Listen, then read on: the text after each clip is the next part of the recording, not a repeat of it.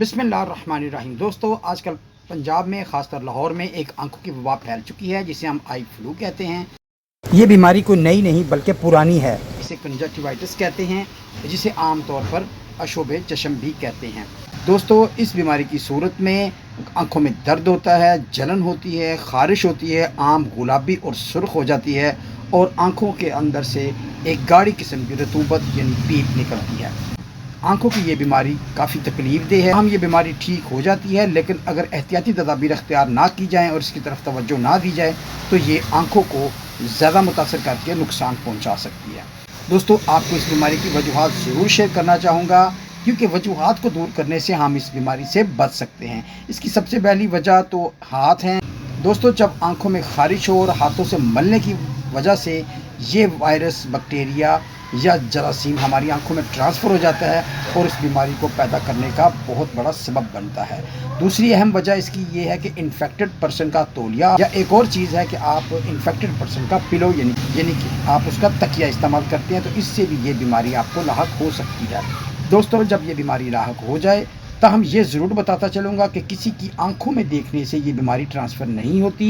ये जरासीम आपकी आंखों में हाथों के ज़रिए ना पहुँचे, ताहम हाथ मिलाने से भी ये बीमारी आपके हाथों में ट्रांसफ़र हो जाती है और जब ये आपके हाथ आंखों में लगते हैं तो उससे ये बीमारी आपको तंग करना शुरू कर देती है। ये भी देखा गया है कि दोस्तों, ये बीमारी बच्चों के ज़रिए ही घरों में आती है, क्योंकि बच्चों को जब ये वायरस या बैक्टीरिया लगता है, आंखों पर हाथ लगाते हैं और ये बीमारी को लेकर घर आ जाते हैं। घर में एक फर्द से दूसरों को ये बीमारी लग जाती है। दोस्तों, इस बीमारी के होने की सूरत में मेरी सबसे पहले आपसे ये गुजारिश है, ताज़ा और ठंडे पानी के छींटे मारते रहें, लेकिन कोशिश करें ये पानी आपकी टैंकी का ना हो। ताज़ा पानी से आंखों को धोते रहें और दूसरी बात, अपने हाथों को भी अच्छी तरह धोते रहें। और तीसरी बड़ी अहम बात यह है कि कुछ भी हो जाए, कितनी भी ख़ारिश हो, आपने अपने हाथ आंखों पर नहीं लगाने। अगर आप अपने हाथों को आंखों पर लगाते रहेंगे तो इस बीमारी से जान छुड़ाना बहुत मुश्किल है, बल्कि ये बीमारी बढ़ती जाएगी। और इसी तरह अगर आप इन्फेक्टेड हाथ किसी दूसरों को लगाते हैं तो दूसरों को भी ये बीमारी ट्रांसफ़र हो सकती है। दोस्तों, इसके साथ साथ मैं ये बताऊं कि अगर आप घर से बाहर निकलते हैं तो कोशिश करें चश्मा पहन लें और इस बीमारी को दूर करने के लिए पूरी कोशिश करते रहें। दोस्तों, ये भी कोशिश करें कि अगर आपकी आंखों में बहुत दर्द है तो ठंडी पट्टी इसके लिए काफ़ी फ़ायदेमंद है, लेकिन कोशिश करें कि जिस कपड़े में आप बर्फ़ रखें वो साफ़ सुथरा हो और आंखों को उससे मलना नहीं बल्कि आंखों पर रखना है। उससे आपकी दर्द को काफ़ी हद तक सुकून मिलेगा। दोस्तों, आई ड्रॉप्स भी अगर आप डालते हैं तो कोशिश करें कि एक फ़र्द एक ही आई ड्रॉप को यूज़ करे।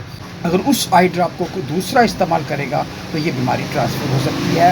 हत्ता कि टिश्यू पेपर भी अगर आप इस्तेमाल करते हैं तो इस टिश्यू पेपर को कहीं ठिकाने लगा दें, वरना यही टिश्यू पेपर आप दूसरी आंख पर अगर लगाते हैं तो दूसरी आंख भी आपकी इन्फेक्टेड हो जाएगी। दोस्तों, ये कुछ एहतियाती तदाबीर थी, इनको ज़रूर इस्तेमाल करें। आप आंखों में अर्के गुलाब भी डाल सकते हैं, लेकिन आंखों को हाथ नहीं लगाना, इसको छेड़ना नहीं। इंशाअल्लाह चंद दिनों में ये बीमारी ख़त्म हो जाएगी। तो उम्मीद है कि ये मालूमात आपके लिए फ़ायदेमंद रही होगी। तो मिलते हैं नेक्स्ट वीडियो में, तब तक अल्लाह हाफिज़, टेक केयर।